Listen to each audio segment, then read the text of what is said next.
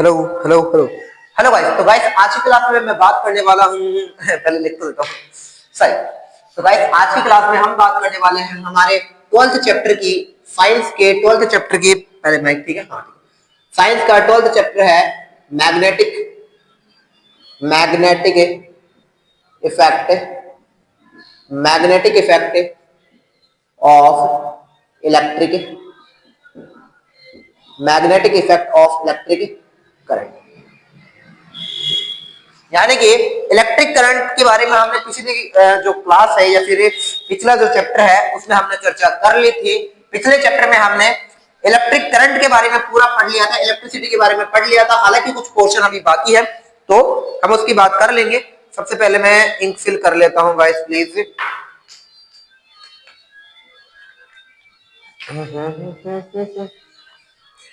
तो पिछली क्लास में हमने इलेक्ट्रिसिटी की बात कर ली थी। अब इलेक्ट्रिसिटी के अकॉर्डिंग जो इलेक्ट्रिसिटी के कारण या फिर इलेक्ट्रिसिटी के कारण जो मैग्नेटिक इफेक्ट पैदा होता है, यानी कि कैसे इलेक्ट्रिसिटी मैग्नेट को पैदा कर सकती है, एक मैग्नेटिक इफेक्ट डाल सकती है, इन सभी की बात हम करने वाले हैं इसके अंदर। तो इसके बारे में हम पढ़ेंगे।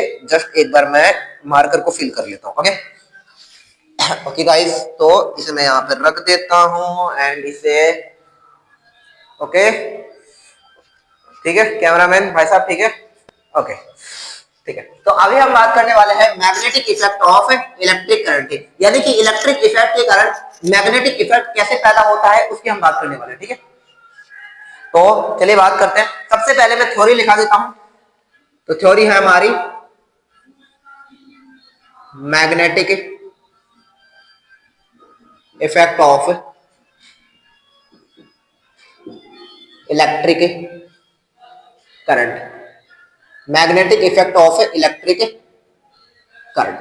जस्ट एक बार मैं चेक कर लेता हूं आपको क्या वीडियो दिखाई दे रही है या नहीं दे रही। हाँ ठीक है, आपको दिखाई दे रही है। तो magnetic effect of electric current इसकी हम बात करने वाले हैं। तो सबसे पहले मैं इसकी डेफिनेशन लिखता हूं कि क्या होता है। When electric current when electric current flows when electric current flows through a conductor wire through a conductor wire flows through a conductor wire a magnetic field a magnetic field is a magnetic field generated a magnetic field is generated a magnetic field generated around the conductor wire around the conductor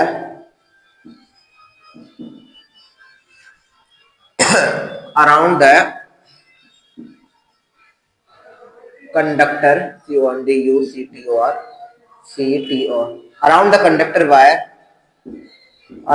conductor wire and due to this and due to this compass needle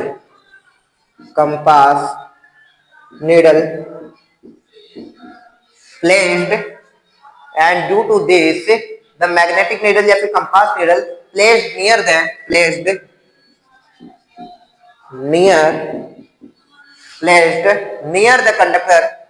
the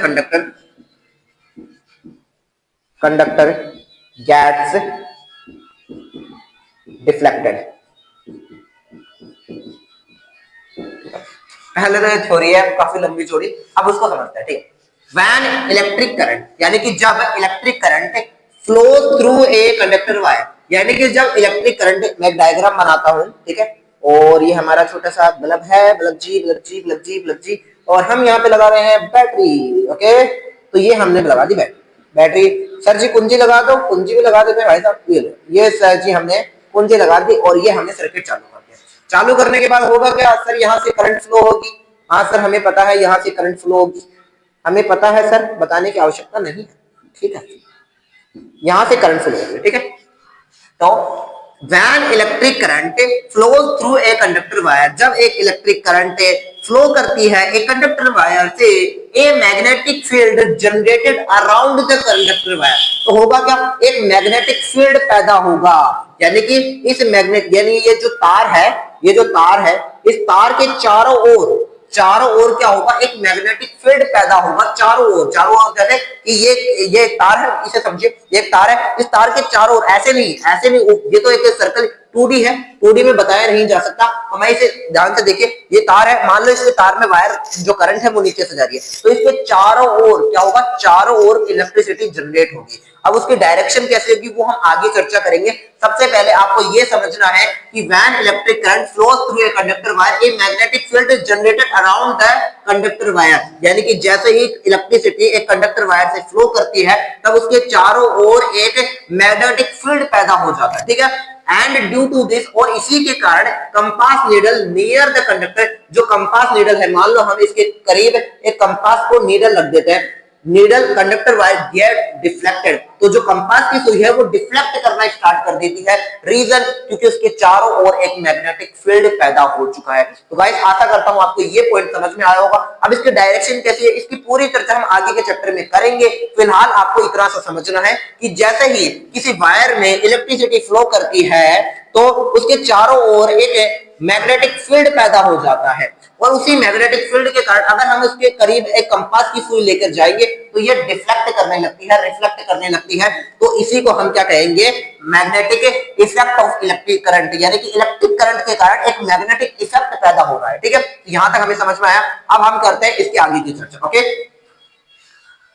तो guys मैं इसे मिटा रहा हूं, आशा करता हूं आपने इसे नोट कर लिया होगा। तो गाइस वीडियो को बीच में पॉज करके प्लीज नोट कर लिया करें। और ये हमारे भाई साहब हैं, ओके। तो गाइस अब हम बात करने वाले हैं, गाइस मैग्नेट की। किसकी बात करने वाले हैं, मैग्नेट की, कि मैग्नेट कौन से होते हैं, और मैग्नेट को इसलिए एनसीईआरटी ने दो टाइप से डिवाइड किया है, मैं भी दो टाइप से डिवाइड कर देता हूं। सबसे पहले हम बात करेंगे नेचुरल मैग्नेट की। नेचुरल मैग्नेट यानी नेचुरल मैग्नेट को दो तरह से, और दूसरा है आर्टिफिशियल मैग्नेट।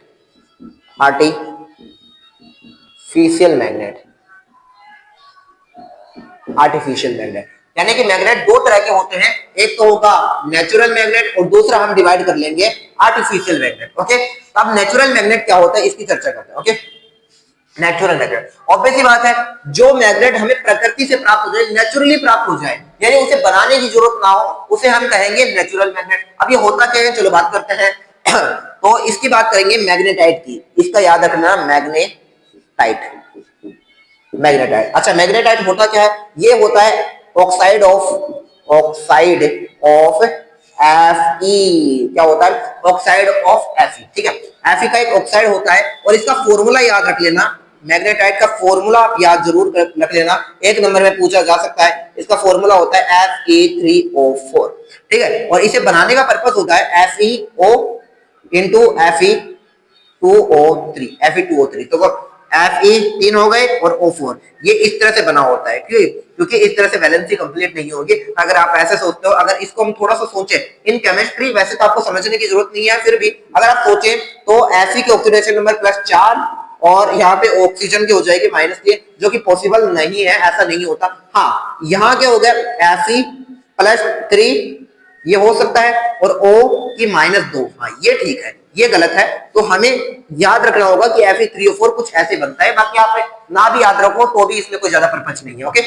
तो यहाँ पर आप इतना नोट कर सकते हैं कि इसका फॉर्मूला ये होता है और ये कुछ इस तरह से बनता है, ठीक है, इसे याद रखना। और आर्टिफिशियल मैग्नेट की हम आगे चर्चा करेंगे, इसकी डिस्कस आगे करेंगे, क्या करेंगे हम, इसकी डिस्कशन आगे करेंगे, अभी आपको आर्टिफिशियल मैग्नेट के बारे में नहीं पढ़ना। अच्छा एक बात, यानी कि मैग्नेटाइट क्या होता है, ऑक्साइड ऑफ Fe का एक ऑक्साइड होता है सर, इसका फॉर्मूला Fe3O4 होता है, जो कि कुछ ऐसे से बनता है। अच्छा सर, ये मैग्नेट का नाम मैग्नेट पड़ा कैसे, बेटा मैग्नेटाइट को कहां से ढूंढा गया, एक प्लेस है जिसका नाम है मैग्नीसिया।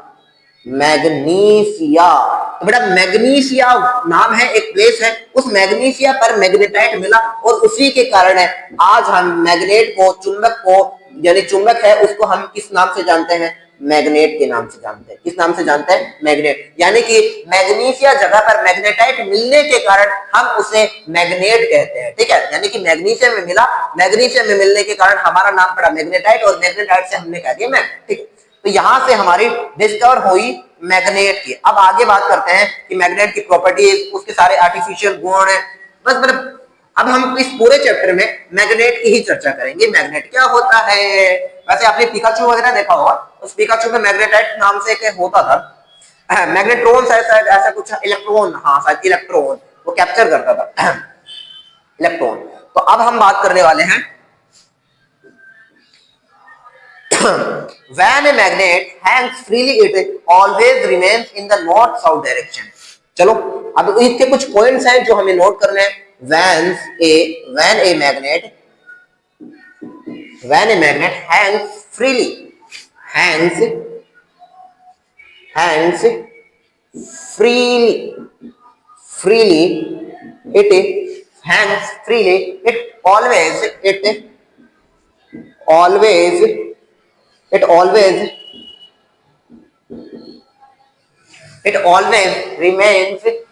in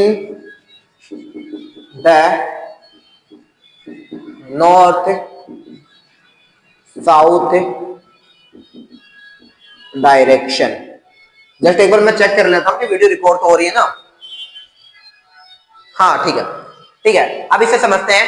when a magnet hangs यानी जब हम एक मैग्नेट को फ्रीली लटका देंगे, यानी कि ये पोर्शन है और ये हमारा स्टेम है। ठीक है, जब हम एक मैग्नेट को क्या कर देंगे? एकदम फ्रीली लटका देंगे। फ्रीली मतलब ऐसे एकदम ऐसे रस्सी से टांग दिया, टांगने के बाद होगा क्या? Always remains in the north south direction. तो ये हमेशा नॉर्थ और साउथ डायरेक्शन में, जैसे कि ईपर इसको मैं क्या कह देता हूं? नॉर्थ। ठीक है, ये हो गई हमारी नॉर्थ, ये हमारी हो गई साउथ, ये हमारी हो गई ईस्ट, ईस्ट, और ये हमारी हो गई ईस्ट वेस्ट, ये होगा हमारा होगा वेस्ट। तो ये हमेशा इस कोऑर्डिनेट में आता है। किस कोऑर्डिनेट में? इस वाले कोऑर्डिनेट में। ठीक है, यानी कि चुंबक अब जिस साइड में ये नॉर्थ की ओर, तो ये वाला सिरा कहलाएगा नॉर्थ क्योंकि नॉर्थ की साइड में, और ये वाला सिरा कहलाएगा साउथ क्योंकि साउथ की डायरेक्शन में। तो ये याद रखना होगा कि अगर हम मैग्नेट को कभी भी फ्रीली लटकाएंगे, उसे फ्रीली छोड़ देंगे, तो ये हमेशा नॉर्थ साउथ की डायरेक्शन में रखा होगा। ठीक है, नॉर्थ साउथ की डायरेक्शन में अपने आप को व्यवस्थित कर लेगा। ठीक है, ओके। तो गाइस ये मैं मिटा रहा हूं, डायग्राम आप जरूर बना लें, एक एक पॉइंट आप नोट करते जाएं। अब हम बात करने वाले हैं, चलो, like poles always repel to each other। यानी कि जो लाइक पोल्स होते हैं वो अपने आपस में हमेशा क्या करेंगे? रिपेल करेंगे। जैसे कि मैं बताता हूं, यानी एक हमने चुंबक का ये वाला सिरा ले लिया N और एक ले लिया S। ठीक है, और यहां पर हमने क्या ले लिया? यहां पर भी हमने ले लिया, यहां पे ले लिया S, यहां पे ले लिया N। ओके, तो होगा क्या? इन चुंबक के दोनों सिरों के बीच क्या होगा? रिपल्सन होगा। ये एक दूसरे को डिस्ट्रैक्ट करेंगे। क्या करेंगे? डिस्ट्रैक्ट मतलब एक दूसरे को रिपेल करेंगे। ओके, और एक और हम क्या ले लेते हैं? एक ले लिया हमने S और एक ले लिया N, और वैसे ही हम इसको ले लेते हैं N, इसको ले लेते हैं S। तो देखो लाइक पोल्स, क्योंकि दोनों के पोल सेम है, लाइक पोल है, तो ये दोनों आपस में क्या करेंगे? एक दूसरे को रिपेल करेंगे। तो समझ में आ गया कि like poles always repel to each other. Like poles हमेशा क्या करते हैं? आपस में रिपेल करते हैं। ठीक है, एंड ये फर्स्ट पॉइंट। अब दूसरा, unlike poles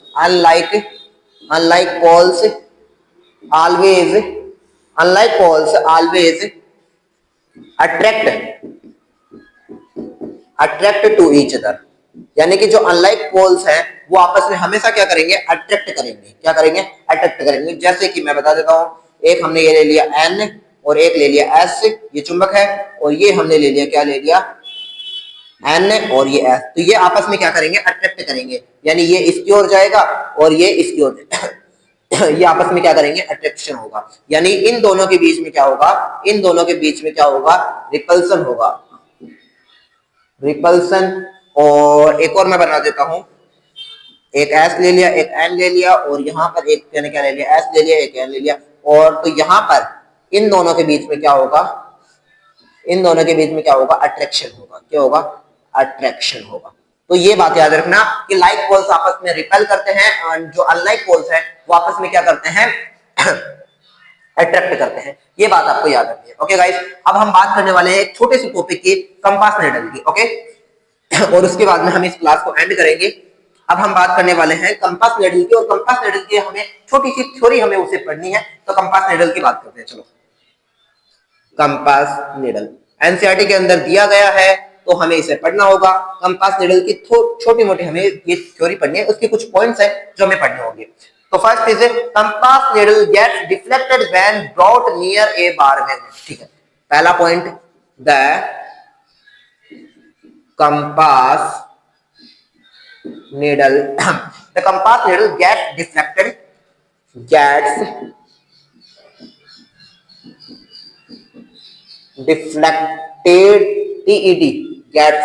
deflected when brought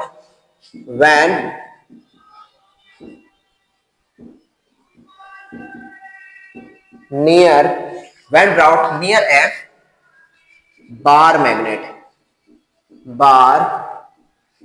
अब ये क्या है, द कंपास नीडल यानी कि जो कंपास यानी इसकी बात कर रहे हैं, ये compass needle deflected when brought near a bar magnet, यानी कि जब हम इसके पास एक बार मैग्नेट यानी एक छड़ चुंबक को लाते हैं, बार मैग्नेट को हिंदी में छड़ चुंबक कहते हैं, बार मैग्नेट को लाते हैं, तो होगा क्या, इसके जो इलेक्ट्रिक फील्ड है, इलेक्ट्रिक फील्ड के कारण ये जो कंपास की सुई है यानी जो कंपास नीडल है वो डिफ्लेक्ट करना स्टार्ट कर जाएगी। तो इसे हम कहेंगे, तो ये पॉइंट ये कह रहा था ना, the compass needle gets deflect होगा व्हेन ब्राउट, यानी कि जब हम इसके नजदीक नियर ए बार मैग्नेट, जब हम इसके नजदीक क्या लाएंगे, एक बार मैग्नेट को लाएंगे। एक बार मैग्नेट को हम जब इस कंपास नीडल के पास लाएंगे, कंपास नीडल के पास लाएंगे, तब होगा क्या, ये कंपास नीडल डिफ्लेक्ट करना स्टार्ट कर देगी। ओके गाइस, तो पहला पॉइंट आपको समझ में आ चुका होगा। अब मैं इसे मिटा रहा हूं, दूसरा पॉइंट लिख रहा हूं। ओके तो पहला पॉइंट आपने पढ़ लिया कि कंपास नीडल क्या होती है, जैसे ही बार मैग्नेट को उसके करीब लाया जाता है तो वो क्या करने लगती है, डिफ्लेक्ट करने लगती है। अब second point, the compass needle is the compass needle is also a small bar magnet, यानी जो कंपास की नीडल होती है वो मतलब वो भी खुद पहले से ही क्या होती है, एक स्मॉल बार मैग्नेट होती है, यानी कंपास की जो नीडल है वो खुद एक छोटा बार मैग्नेट होती है। बार मैग्नेट मतलब खुद एक छोटा सा चुंबक होती है। तो ये आपको याद रखना है कि कंपास की नीडल खुद ही एक बार मैग्नेट होती है। ओके, अगली बात करते हैं, compass needle indicates north and south direction. Compass needle indicates north and south direction, यानी कि जो कंपास की नीडल है वो हमें नॉर्थ एंड साउथ की डायरेक्शन में ही देखने को मिलेगी, बाकी डायरेक्शन में नहीं देखने। मतलब अगर हम इसे फ्रीली लटका देंगे, कंपास की जो नीडल है अगर हम उसे फ्रीली लटका दें या फिर कंपास को हम हाथ में रखें, या ये तो छड़ चुंबक हो जाएगा, यानी कंपास को हम हाथ में रखें तो कंपास की सुई ऑलवेज क्या करेगी, नॉर्थ और साउथ डायरेक्शन को बताती है। ठीक है, तो ये याद रखना कि कंपास की सुई हमेशा नॉर्थ एंड साउथ डायरेक्शन को बताएगी। कंपास नीडल इंडिकेट्स नॉर्थ, अच्छा ठीक है, the end pointing towards north is called the north pole. The and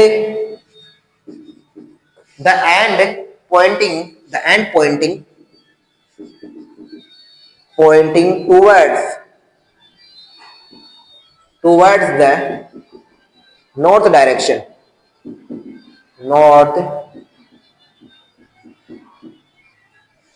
the end pointing towards the north direction is called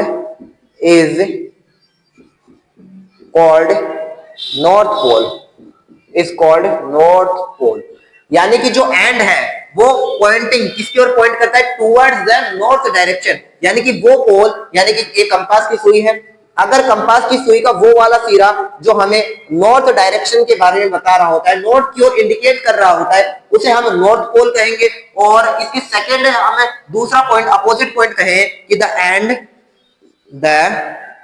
and pointing towards the south direction, towards the south direction is called south